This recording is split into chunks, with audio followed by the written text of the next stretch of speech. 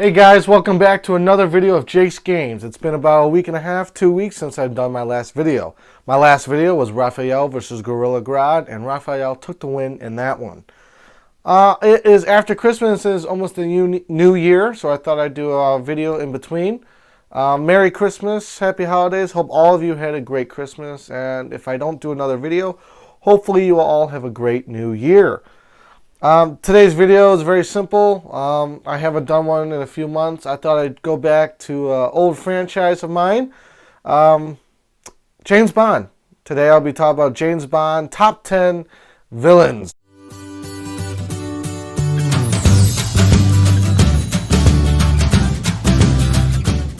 So, top 10 James Bond villains. Here we go with 10 to 1, and there will be honorable mentions. So, number 10, Hugo Drax. Hugo Drax from the movie Moonraker, made in 1979. This is one of Roger Moore's movies. Hugo Drax, I think, is a great villain. The reason I think he's so great, even though he's at number 10, I think he's so great is because he's very melodramatic. He's not the come off the guy, he's not very, he doesn't come off very happy and he's very, very relaxed and very just monotone voice, which makes him so creepy and very, monotone. Just wants to get the job done, what his plan, he's got a whole space station in space, he's trying to kill all mankind, but keeping plants and animals alive, using a special type of gas to keep everyone alive, or all the animals and plants alive. And there's a demonstration in this movie where accidentally one of the doctors drops a vial of the gas with animals in a cage. And Bond is seeing this through a bulletproof glass. He sees this, and it kills the humans except for the animals. And Hugo Drax, I think, is a great villain. Very monotone. And there is that sense of not caring in the world. So that's Hugo Drax, number 10. Number 9, Largo from Thunderball, made in 1965. A Sean Connery villain. The reason Largo is so good is because he's number 2 for Ernst Stavro Blofeld, who is number 1 in the Spectre organization. This is kind of the first introduction into Spectre, really knowing the other players in Spectre organization. We do get a glimpse of this in the first movie, Dr. No, but we don't get a full explanation. We do get what Spectre stands for, and it's blowing, I can't remember it right now. But Thunderball is where we really get a sense of Spectre and what they're all about.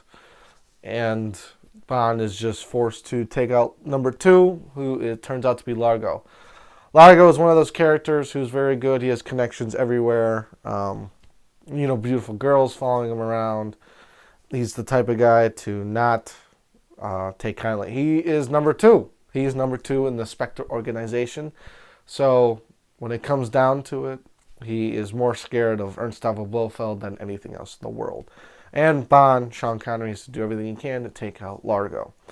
For this movie, Largo stole 2 atomic bombs that Spectre wants to use to tear the world apart. Same old, same old. Number 8, going to number 8, jumping ahead in the years to 1995, GoldenEye. This movie's villain is Alec Trevelyan. Now, if you haven't seen any of these movies,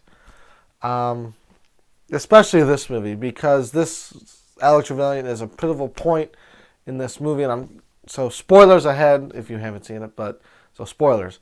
For this movie, Alec Trevelyan was a 00 in the MI6. He was 006. In the beginning of the movie, they are James Bond and Alec Trevelyan, 006 and 007, are trying to infiltrate a Russian airbase to take out because there's chemical things going on in the Russian airbase, bombs, explosions, and in the event at the end, Alec Trevelyan looks like he's getting shot in the head. And he actually doesn't, because 9 years later, James Bond finds out that Alex Trevelyan is actually alive, and Alex Trevelyan is planning to use a satellite in space called the GoldenEye. It uses electromagnetic pulses to tear out or dissipate electromagnetic pulses throughout the city for a long periods of time. In the end of the movie, Alex Trevelyan is pretty much just a bank robber who is trying to take out London, rob all the banks by intricately extravagating money through here, through there, through this bank, through that bank, and then using the GoldenEye to hit London, and all the transactions go away, along with the city being powered down for a long period of time, and everything from that point on will be into chaos. And eventually he's just a bank robber. But the way he portrays Sean Bean, the way he plays Alex Trevelyan, yes, he's a bank robber, but he's a multimedia world bank robber who robs all the banks in the world and then crushes them with the satellite, killing everyone in it, killing thousands and millions of people just for a measly buck. Plus, he was an ex-MI6 agent. Battles of the century. Number 7, going back down to 1981, For Your Eyes Only, another Roger Moore movie, Christatos. This movie takes place a lot in Greece and around that Europe area. KGB stuff. I think this is one of Roger Moore's best movies, along with one of Roger Moore's best villains, Christatos. There is a certain device that the Russians want, and Christatos makes a deal. But in the movie, Roger Moore doesn't know that Christatos is actually the bad guy in the entire movie. Christatos makes it look like it's this other guy named Columbo, who turns out that he's actually not the bad guy. So Roger Moore does all of his efforts to take out Columbo, while Christatos is doing his own thing with his own henchman, his own right-hand man. When Roger Moore gets caught by Columbo, Columbo explains that it is Christatos that is doing all the drugs, the heroin, everything. So Columbo teams up with James Bond to take out Locke, who is Christatos' right-hand man, and Christatos himself. In the end, it turns out that Christatos obviously loses, but it's the manipulation that Christatos knows, because he knows he is being followed, but he uses the British and the Greek government to turn on itself by, not really turn on itself, but uses each other to go after different people, making himself out of the picture, making himself the friend to the British and the Greeks, even though he's really the bad guy. So it's just his mind games that are going on, which makes him a good villain. Plus, he's just a good villain, good actor who plays him. So Christatos is the man for number 7. Number 6, going to the very, very beginning. I explained it earlier, to the beginning of Spectre. Dr. No, made in 1962. Excuse me. Sean Connery's first villain, Dr. No.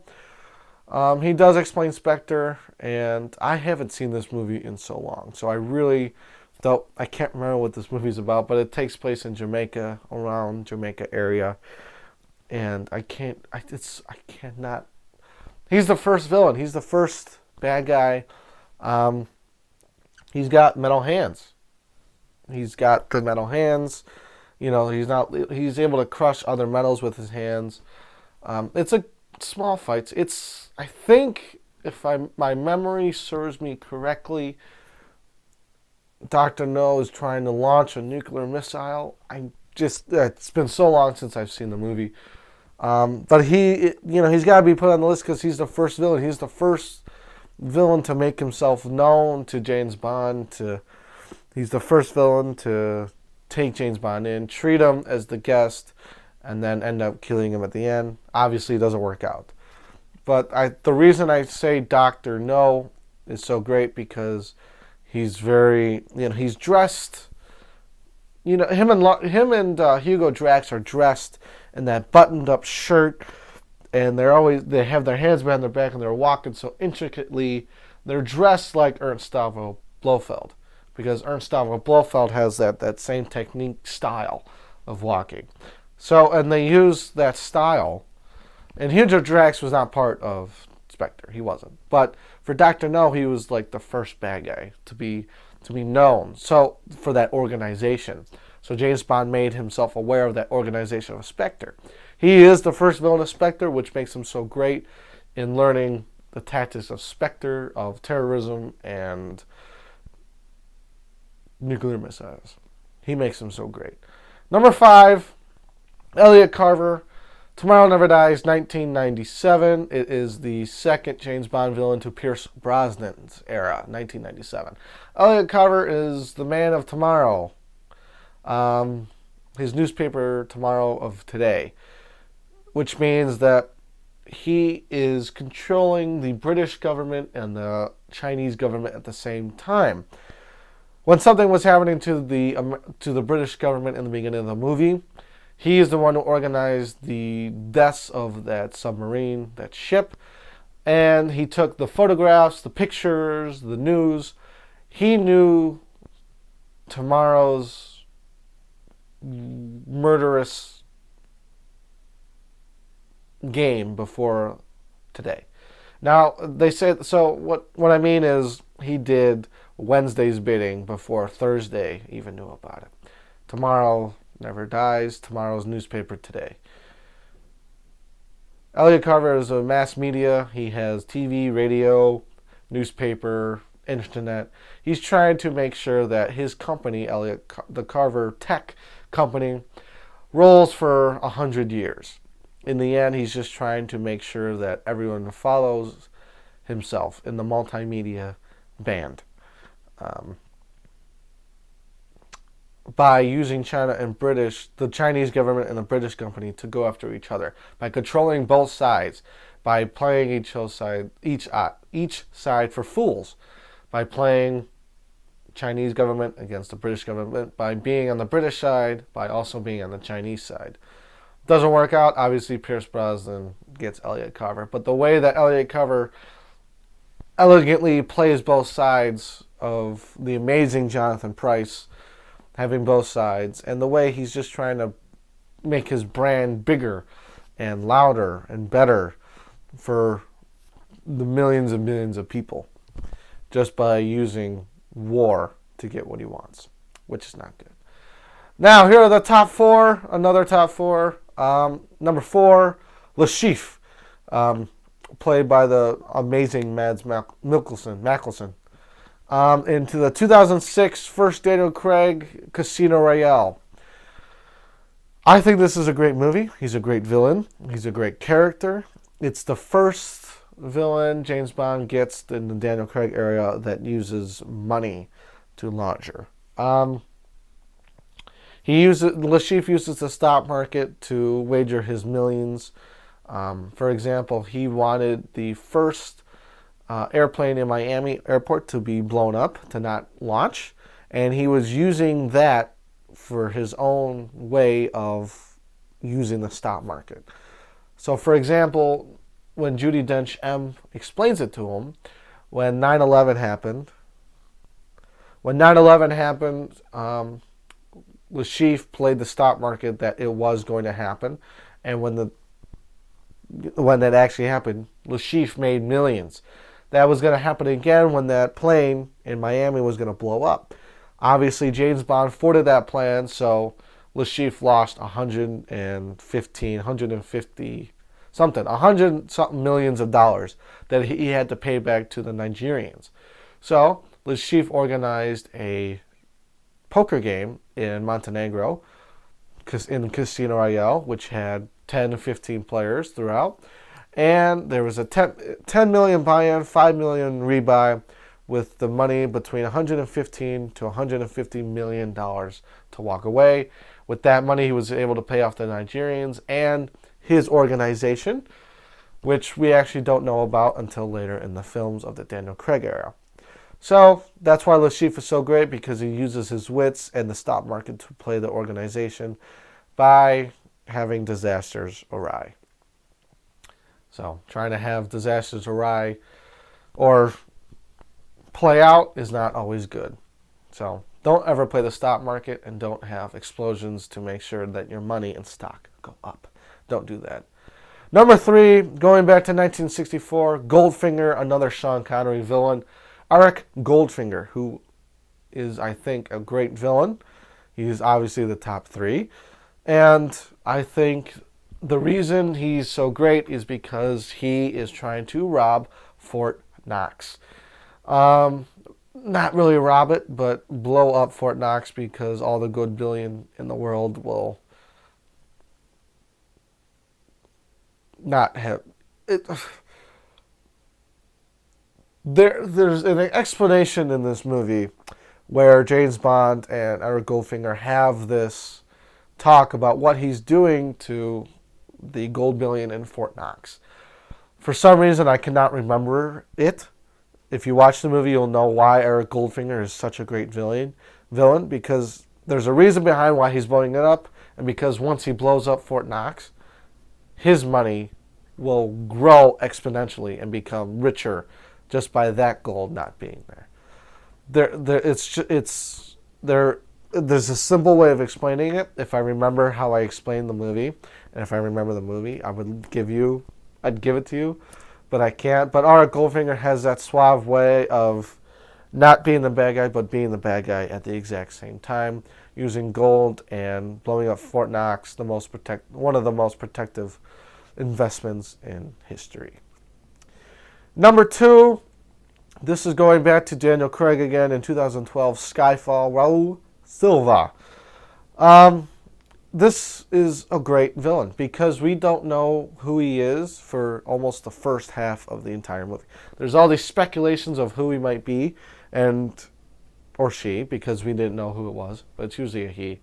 And Raul Silva was another version of an MI6 agent. He was in MI6 from 86 to 97. I want to say from 86 to 97. And he said that he was the best back then. He was like the James Bond in that era, from 86 to 97. M knew that Raul Silva was part of MI6, and when they first came encounter, he had this happen to him. When he was captured by the Chinese or whoever, there was a trade. He did something bad to the Chinese, and the Chinese had 6 MI6 agents that M wanted back, so M traded him. And he traded Raul Silva for those 6 agents because she knew they were onto him, so he gave him up. In the end, he uses that capsule that they had the back of their molar, and he used it, and that's what happened to him. Lost his teeth, lost part of his tongue, his voice, everything. So when he got released or he escaped, he planned everything from that day forward to get back at M. Just by removing her from MI6 and killing her in the end. All he wants to do is just an old-fashioned revenge game. The way he plays it is creepy. He's a creepy guy. All he wants is revenge, but the way he takes it is very unsettling. Killing others before killing her. Tricking her. Adding riddles. Adding notations and creepiness and other tactics of using. So he keeps himself hidden until he actually releases himself. And he's also part of the organization that I'll be talking about in a little bit. And before we get to the last villain on our list, I want to give you some honorable mentions. Honorable mention is Scaramanga from 1974, Roger Moore's The Man with the Golden Gun. Use a heat of at least 3,500 degrees Fahrenheit. If you say so, Mr. Bond. But I do know that we can focus the power wherever we want. Over here, I'll show you. This is a bonus. Goes with the Solex. No extra charge.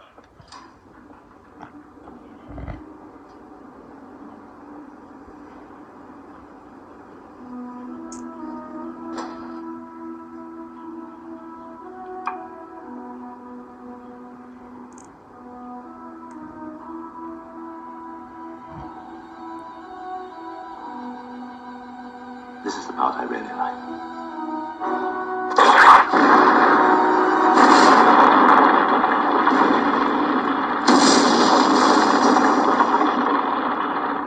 Now that's what I call solar power. Another honorable mention is from the 1989 version, License to Kill, Timothy Dalton, Sanchez.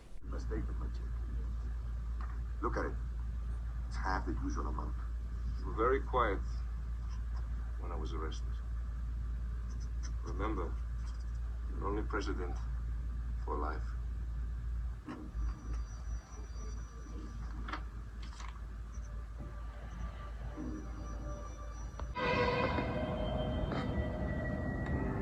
I want you to know this is nothing personal.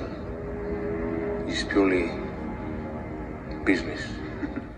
Back to another Daniel Craig film made in 2008, Quantum of Solace. The villain in this one, Dominic Green.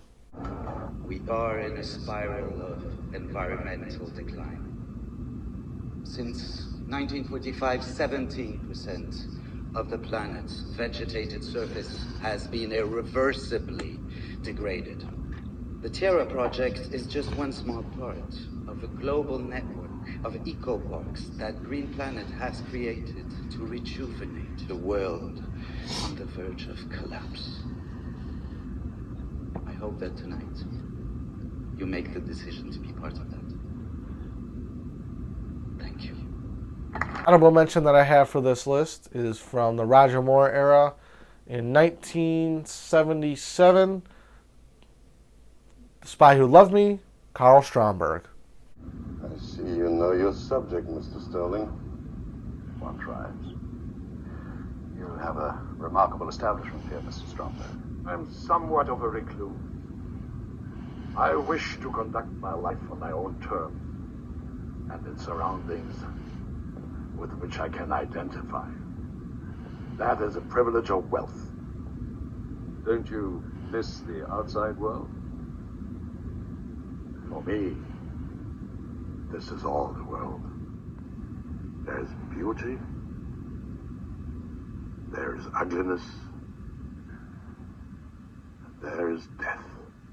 For the honorable mentions, Scaramanga, Sanchez, Dominic Green, and Carl Stromberg.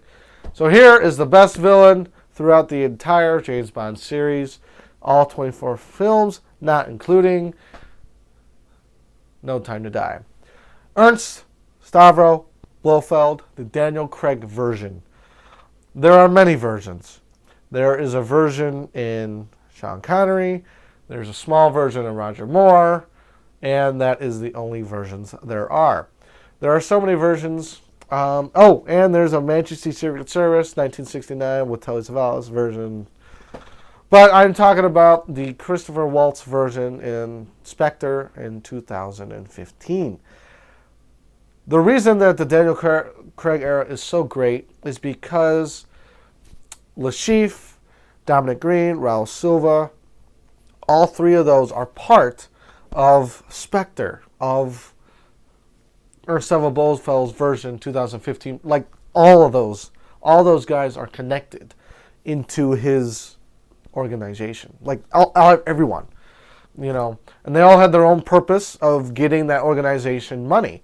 Le Chiffre had, you know, the money, the real money coming in using the stock market. Dominic Green had the water and the oil, and, you know, giving the Bolivian government their being corrupt, so their organization could prosper and win. And then Raul Silva, who was part of Spectre, who was part of MI6, had his own connections in the MI6 because he was an MI6 agent using other technology to have small little, have a little war here, have a civil war here, have, this blow up, have that crash. He had the insight that obviously Ernst Stavro Blofeld wanted, so he took it upon himself to have all three of those guys, and they were all stopped by James Bond, Daniel Craig. And plus, Ernst Stavro Blofeld, this version had its own connection to James Bond because they were stepbrothers in this version. Excuse me. When the blonde-haired, blue-eyed orphan, his parents died, Ernst Blofeld's father took James Bond in and taught him to hunt, ski, shoot, do everything. This made Blofeld feel a little neglected because he never had the same training he did or the same kind of aspirations as James Bond did. So Blofeld killed his father, and that's when he's decided to branch off and somehow started his own organization that turned into Spectre, using destruction as his way of making money, making friends or enemy friends, and tried to turn himself to go against James Bond. In the end, James Bond obviously spared him, and Ernst Blofeld was in the new movie No Time to Die. But Ernst Blofeld is the mastermind of 3 of Daniel Craig's villains, and is the mastermind of the entire James Bond film series, because Ernst Blofeld is like the top villain, the very top of Spectre. That is him, Ernst Blofeld, top villain, and he is the best villain because he's the smartest, he knows Bond, and he just has a giant organization just like MI6. It's like an anti-MI6. So those are my top 10 villains with some honorable mentions, with a little bit more explanation of better villains, and with like no explanation to other villains. I apologize for that. So again, a rundown of the top 10 with some honorable mentions. Number 10, Hugo Strange. Hugo Strange. What the? That's DC. Sorry. For number 10, Hugo Drax. Number 9, Largo. Number 8, Alex Trevelyan. Number 7, Christatos. Number 6, Dr. No. Number 5, Elliot Carver. Number 4, Le Chiffre. Number 3, Eric Goldfinger. Number 2, Raul Silver. The honorable mentions, Scaramanga, Sanchez, Dominic Green, and Carl Stromberg. And number 1, Ernst Stavro Blofeld. Thank you so much for you guys. I know this is a long video, but I hope you are intrigued by the villains that I've chosen. If you're not, I'm sorry. If you want me to do another 10 villain, because there are 25 films, so there are other villains. If you want me to do a top 10 worst James Bond villains, I will do that, or rearrange the top 10 best. Thank you guys. Merry Christmas. Hope you guys had a great Christmas, and Happy New Year to all of you. Stay cool, stay safe to all of you.